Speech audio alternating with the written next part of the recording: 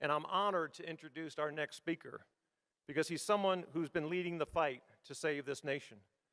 Ben Shapiro started his march towards liberty at a young age. He became a nationally syndicated columnist at age 17 and wrote his first book at age 17 while he was attending UCLA. He continued his education at Harvard Law School and then made the wise choice not to enter the legal profession. He's since written for and been a commentator on just about every conservative publication, radio show, and TV show you can imagine. And he's written a few books in his spare time, including recently The People versus Barack Obama, the criminal case against the Obama administration. He also spoke here 2 years ago, and his video of that speech is the most viral, the most watched video in the history of the Western Conservative Summit. Folks, please give a warm Colorado welcome to Ben Shapiro. Al Sharpton, say hello to Ben Shapiro. Hello, good morning, Ben. Hi, how are you? Fine. Have you guys ever met or spoken before? No, I haven't, and I'd like to just ask Mr. Sharpton exactly why he's not paying for the Swan and Browley case, and also why he incited riots against Jews in Crown Heights. As we move forward in American society, the only thing that's going to cure the ills that we have is looking at some of the real problems straight in the face. Toughen up, you spoiled brat snowflakes. The idea for the left is that all inequality is evil. Therefore, the people who are unequal at the top are evil, and the people at the bottom are virtuous. You weren't a better person when you're poor. Okay, no one is a better person just because they're poor. And by the way, no one's a better person because they're rich.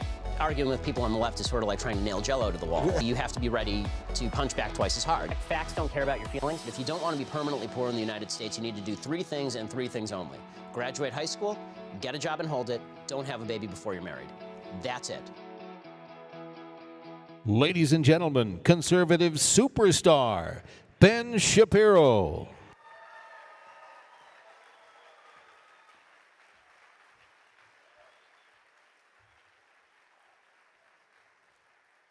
Well, thank you. Thank you so much for waiting until after Sabbath for me. That's why it's so late.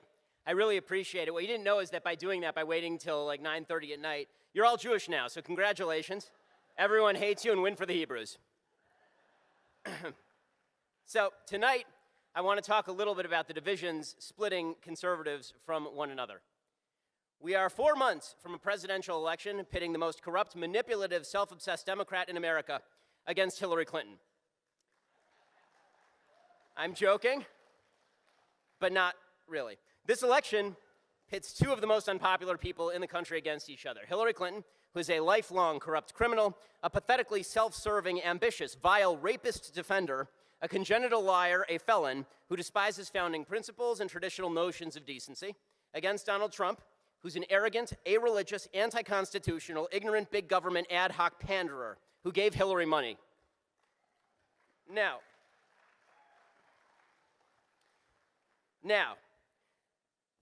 I'm not here to be popular. Now, there are some conservatives who say that we should vote for Trump to stop Hillary. By the way, I have total sympathy for this position. I really do. I have lots of sympathy for this position. I absolutely respect and understand the position of those conservatives who say they have to stop Hillary, although personally I think it's going to take Dorothy with a bucket of water to do that.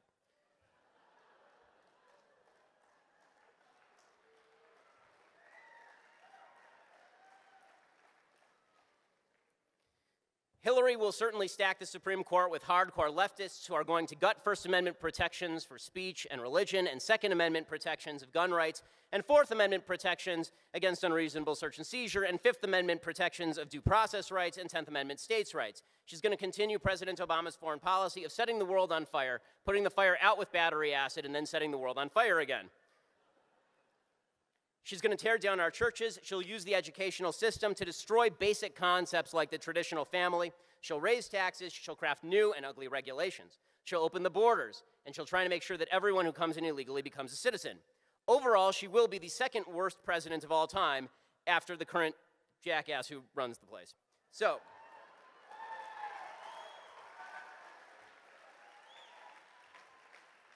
now that said, there are other conservatives, including me, by the way, who have said that conservatism is in danger of slaughtering its principles on the altar of Trump. Trump is personally gross. He's a man who brags about having sex with other men's wives and never wanting to repent. He's got totalitarian instincts. He says protesters ought to be punched or carried out on stretchers. He wants to personally target people like Jeff Bezos because he owns the Washington Post and also owns Amazon.com. He plays footsie with bigotry. He goes easy on denouncing the KKK on national TV.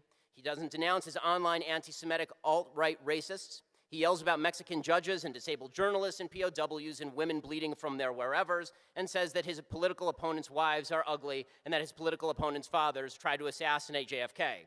He stands against a strong foreign policy. He says he'd order our soldiers to target the families of jihadis in violation of both decency and law. He says the chief functions of the federal government include, and he said this, housing and health care. He flip-flops on abortion and guns and religious freedom and everything else. He says he'll refuse to take moral sides in the Israeli-Palestinian conflict. He embraces nonsense economics like protectionism and tariffs. He doesn't care about the Constitution at all because he's never read it, because he's written more books than he's read. He's ignorant. He revels in the ignorance. He was a Democrat until almost literally 5 minutes ago. He's a scam artist and a bully and a coward. Here's the problem, okay? Some conservatives are justifying all this garbage in order to boost him to victory. You can hold your nose and vote Trump. I get it. I might do the same thing. But do not justify perversions of your ideology, versions of your principles. Don't justify the perversion of your principles in order to justify your support for him. You want to hold your nose and vote Trump? Go ahead and do it. You want to destroy conservatism in order to do it? Please don't.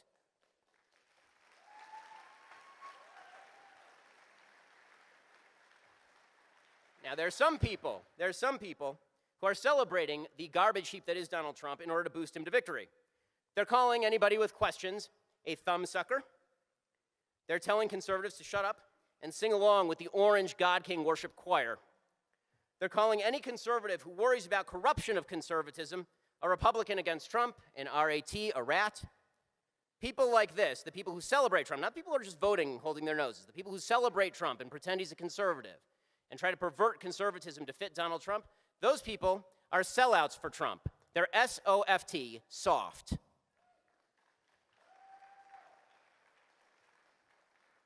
Those people, by the reason, are the way that this Never Trump movement even exists in the first place, because there's an idea that the people willing to sell out conservatism for victory are going to destroy both victory and conservatism. But here's a serious question for conservatives, because this is the question that I always get asked whenever I say this stuff. So I've just laid out a bunch of horrible decisions in a row, and it really is. I mean, there really isn't a fantastic decision here. I mean, it's hard not to be enthusiastic about an election going in. I know, I've lived through enough of them, not as many as some folks, but I mean, you want to be enthusiastic going into an election. So what do? I think the first thing that we need to do as conservatives, is recognize a basic truth. Conservatives have already lost this election.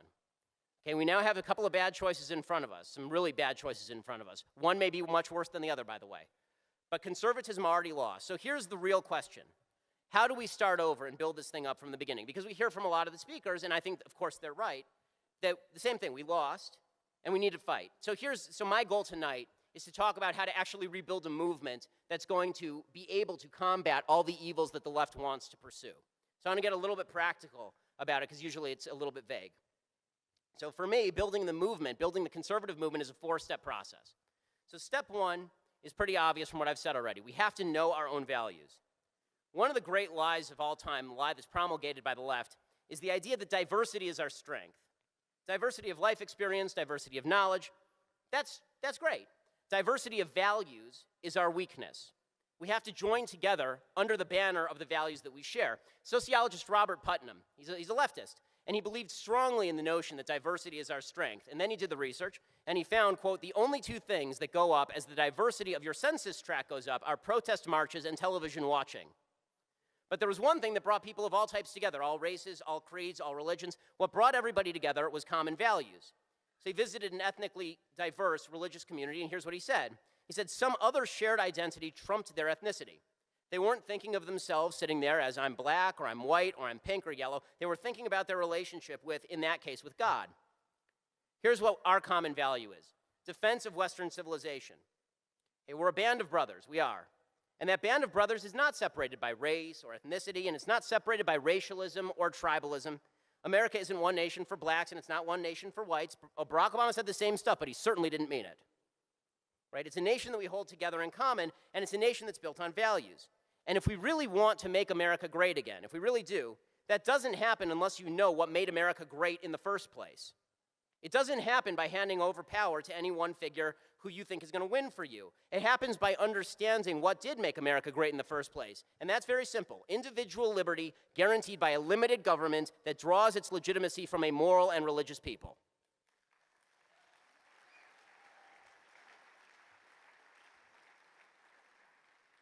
When I say liberty, I don't mean libertinism.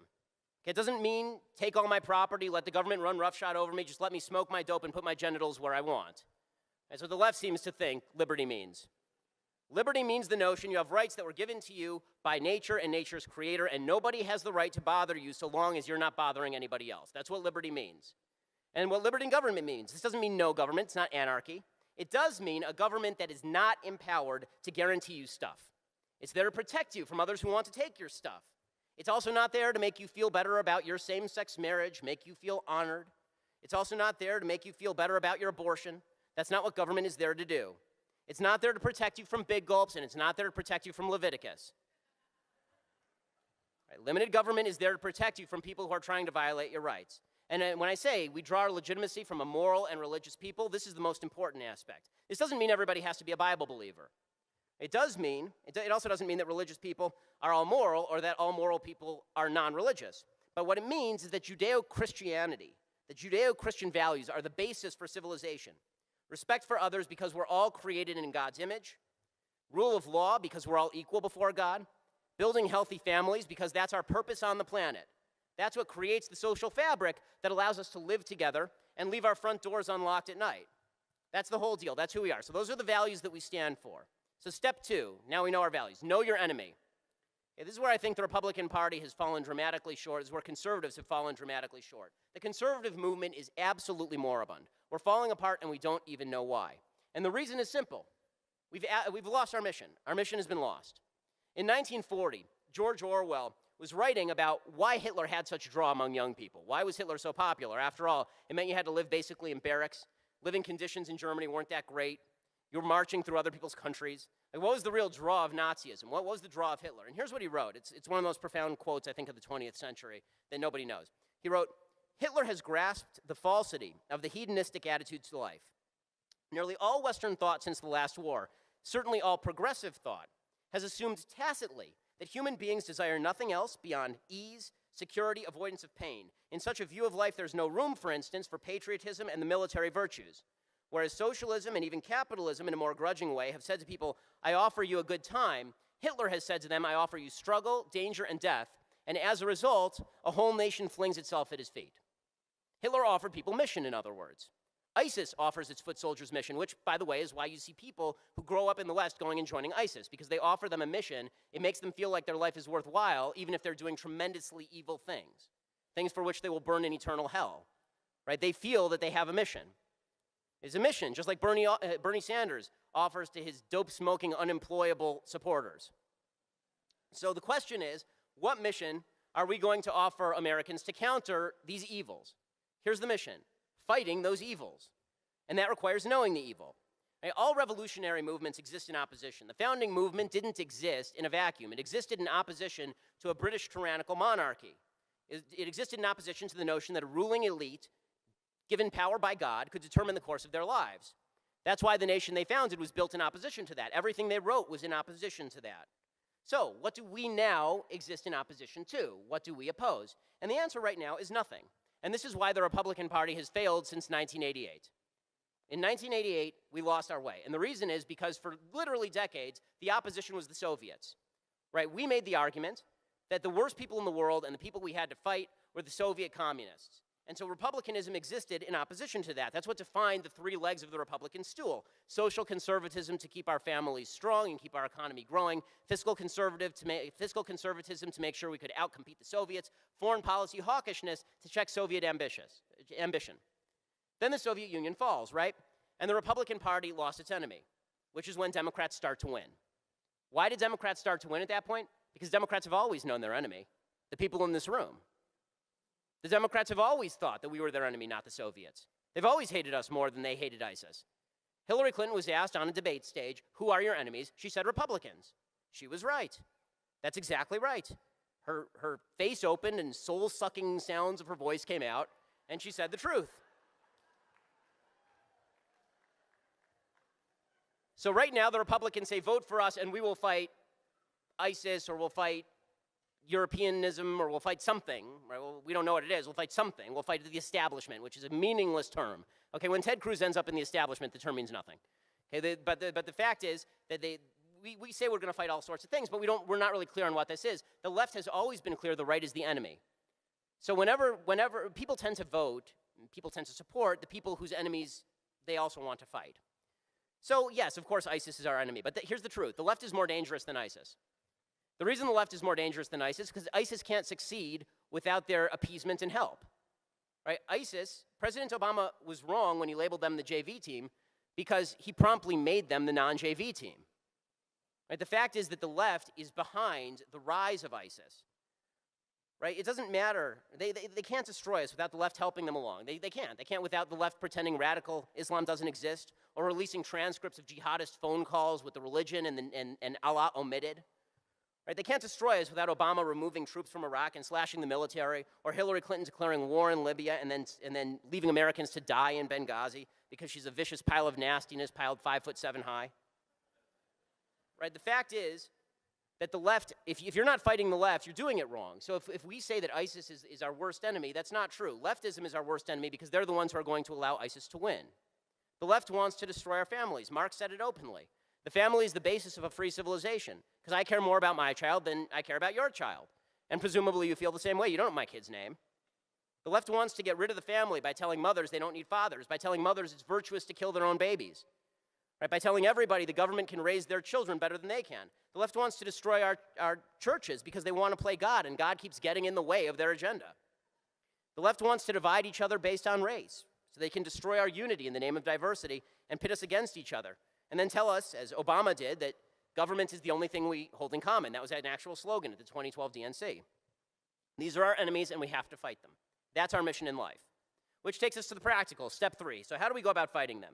Okay, one reason that Donald Trump won the primaries, and maybe the one thing I like about Donald Trump, is because of one phrase, basically. He fights. Right? People feel like he fights, which is true. Now, lots of people made fun of this he fights routine with Trump. I made fun of it too because I think that Trump fights for his own priorities, not for the Constitution or the Declaration or conservatism, and that he runs from conflict on issues that really matter because he's trying to be popular. But there was the impression that he fights. And he does, he fights. Right? It may not be always the right people. As I've said from the very beginning, Donald Trump is a hammer in search of a nail. Sometimes when he hits a nail flush, it's really satisfying. Sometimes he hits a puppy, and you don't know which it's going to be. But here's the thing, conservatives want to fight, they just don't know how, which is why they picked the guy who wields the hammer that often hits puppies. Every 4 years, conservatives wake up to the fact that a presidential election is coming. They think to themselves, who's going to be the savior? Who's going to save us? Who's going to ride in on the white horse and clock somebody? Right? We have jobs, we have families, we have lives, we have things to do. We don't do the movement thing for 4 years. We show up once every 4 years, and then we pick the guy we think fights the hardest, and then he either wins or loses, and we go back to our families, and then we sort of ignore what's going on. We act like we're going to remain prosperous and free just because we're here, as though if the left implements Venezuela's policies, we'll still be okay because, hey, we're America. Well, we're not going to stay America without a fight, and enthusiasm is not going to cut it. Certainly not enthusiasm every 4 years. When George Washington took over the Continental Army, he said, "The course of human affairs forbids an expectation that troops formed under such circumstances should at once possess the order, regularity, and discipline of veterans, but whatever deficiencies there may be will, I doubt not, soon be made up by activity and zeal of the officers and docility and obedience of the men." Anybody who reads the history of the Revolutionary War knows that George Washington never ended up making those statements true. Right? The rest of the war he complains about how nobody knows what they're doing. Right? So zeal and enthusiasm aren't going to make up for it. So that means we have to know the tactics of our enemies. So here's where it gets fun. Saul Alinsky laid out all the tactics of our enemies. Right, Saul Alinsky basically had 12 rules, and I'm going to go through them lickety-split. We're going to go through them very quickly, and we're going to teach how to destroy every one of these tactics from Saul Alinsky, because this is how Obama does it, this is how Hillary does it, this is how the left does it. First, Alinsky says power comes not from what you have, from what your enemy thinks you have. This is true, of course, but it means that we should not take for granted everything the left says about its own power. They don't have power with the people.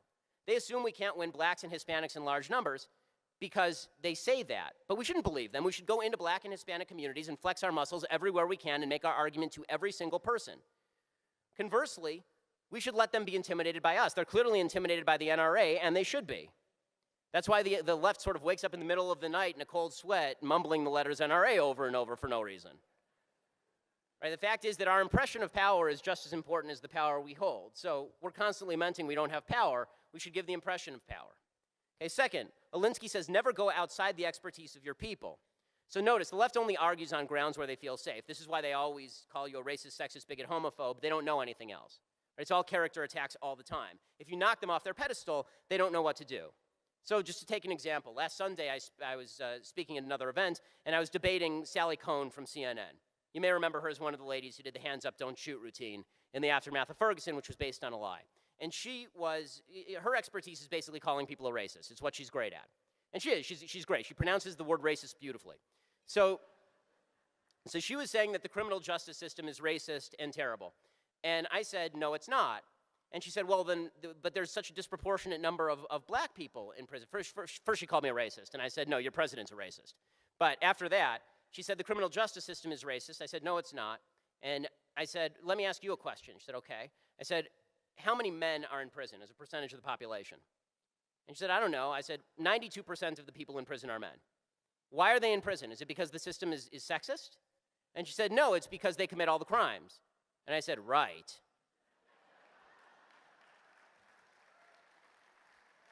In other words, the left has no expertise. Once you get past the racist argument, there's nothing for them to do. Third, Alinsky says you have to go outside the expertise of the enemy.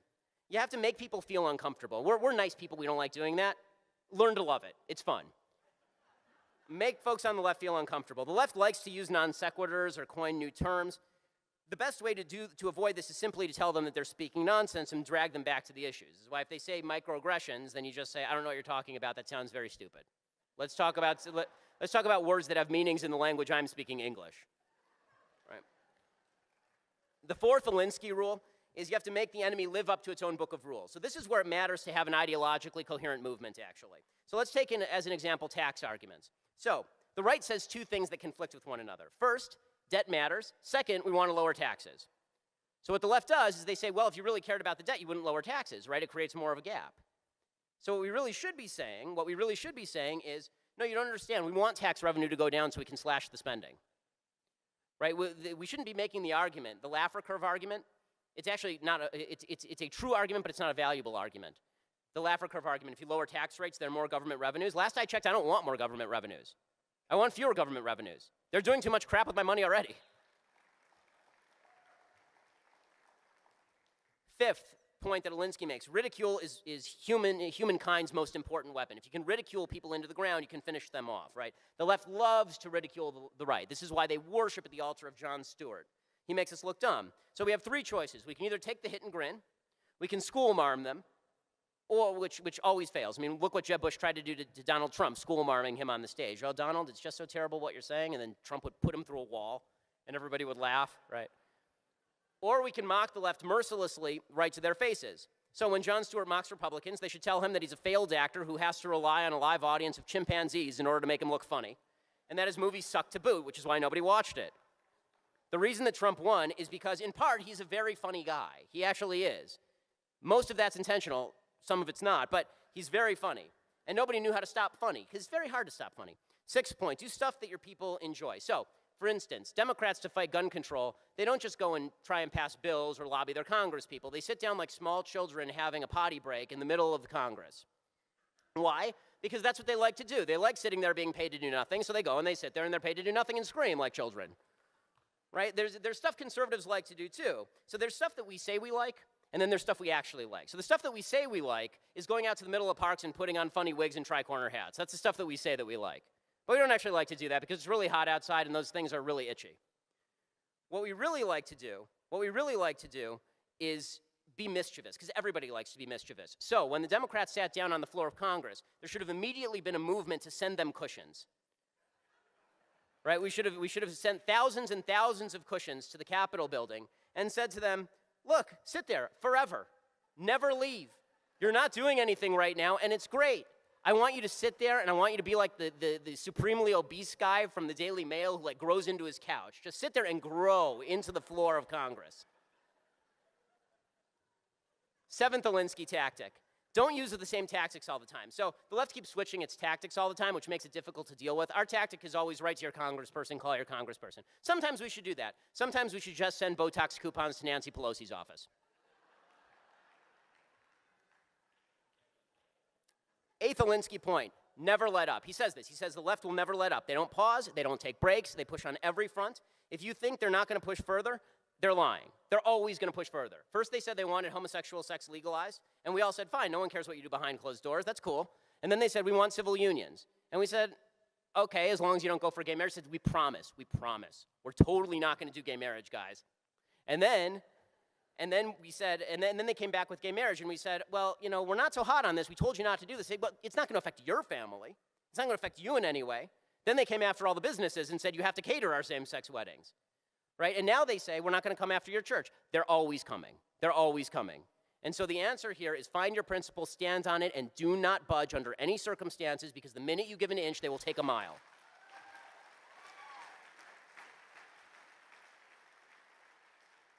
Okay, ninth point that Alinsky makes. He says the threat is usually more terrifying than the thing itself. So the left likes to threaten us with riots and with scorn, and they think it's supposed to make us feel bad. Thankfully, I have no capacity for shame, so it doesn't make a difference for me. As an example of this, I don't know how many of you watch CNN headline news. Show of hands real quick. Right, the answer is 0, which is their ratings. So I was on CNN headline news with Dr. Drew, and he asked me to come on to do the Caitlyn Jenner. They were talking about Caitlyn Jenner getting a heroism award from ESPN, right, for Caitlyn Jenner's great heroism in the battle at Normandy. And Caitlyn Jenner...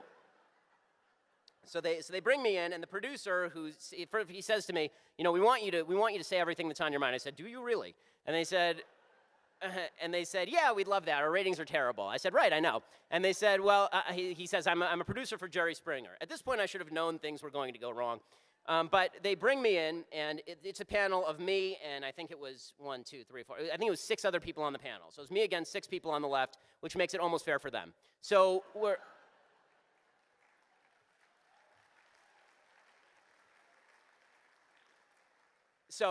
we're sitting there, and they sit me next to a transgender woman, meaning a guy who thinks he's a lady, and his name is Zoe Tur. And so they go through this whole rigmarole at the very beginning of the debate, and they're talking about transgenderism. Does Caitlyn Jenner deserve a Medal of Honor, or conversely, does Caitlyn Jenner deserve actual sainthood direct from the Pope? Right? This was the conversation. And then they came to me, and I said, well, I don't see why Caitlyn Jenner deserves anything. Like, what did Caitlyn Jenner do? It's a dude with hormone treatments and some surgeries who has mental illness. And the transgender guy sitting next to me, to make a long story short, he turns to me and he says, you don't know anything about science, little boy. I said, well, I know something about genetics, and every cell in Caitlyn Jenner's body has a Y chromosome, except, ironically, some of his sperm cells. And so this guy turns to me, and he keeps pushing me, and finally I say, well, let me ask you, what are your genetics, sir? And it was the sir that set him off. He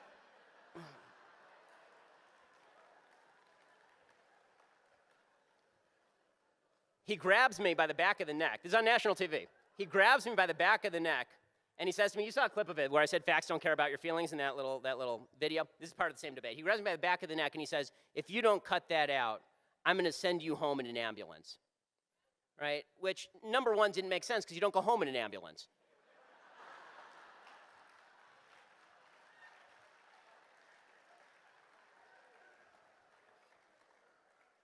But what was amazing is the left turns to me afterward, and they all say, how could you have offended Zoe that way? How could you have offended Zoe that way? And here's the thing, I didn't care, so it didn't matter to me, and that's the point. The left thinks it can intimidate you into doing whatever it wants just by saying things, and it's not true. It's not true. By the way, Zoe Tur would later go on to threaten me and say, I'll meet you in the parking lot, in a voice at least an octave lower than my own, and threatened to curb stomp me on Twitter, all of which I thought was deeply unladylike behavior.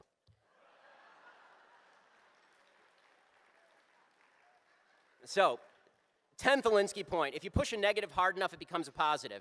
The idea here is that if they're just gross enough and just horrible and offensive enough to elicit a response, they become the heroes. This is what Obama's done. He sort of trolled us all into insanity. Right now, he says anything, and we react because we know what he's really saying, but he acts like he's not saying that, and so we look crazy. So we should highlight what they're doing, but not overreact to it. So that takes a little bit of holding yourself back. You know, just because Obama is horrible on radical Islam does not mean he's a Muslim. He's an atheist who's a leftist. Hillary Clinton believes the same things that he does. He just happens to be horrible all the way around. Well, so is she, so I guess they have that in common too. Okay, 11th point. Have an alternative available. So the left always has a backup plan, but their backup plan is just a step toward their future plan. That's what Obamacare was, right? There was a backup plan, and the backup plan was Obamacare. Their original plan was fully nationalized health care. Understand this is their plan, right? Compromise from the left is not a compromise. It's a first step toward their final goal. Don't give them the compromise. Don't do it. And then finally, the 12th Alinsky tactic is the one that we all know, right? Pick the target, freeze it, personalize it, polarize it, right? This is the famous one from Alinsky. Find somebody you don't like, and then hit them and make them the bad guy. The left's job is to make individuals into villains they can attack. Don't let them. If somebody's a villain, you shouldn't associate with them anyway. You shouldn't defend villains. But if they're not, for goodness sake, don't run from people just because the left is attacking them. Defend the people who deserve defense. And by the way, the real villains are the lefties. So use this tactic against them because they deserve it. Okay, so that's step 3, is to know your enemy and their tactics. Final step, don't get fat and happy. Our army has to stay lean. That means that we can't sacrifice the nature of the army for temporary victory or we'll hollow out the movement. Okay, we've been doing this for years. Compromise is fine, it is, so long as you remember where you left your principles. But if you left them somewhere and you don't remember where you left them, you're never going to find them again.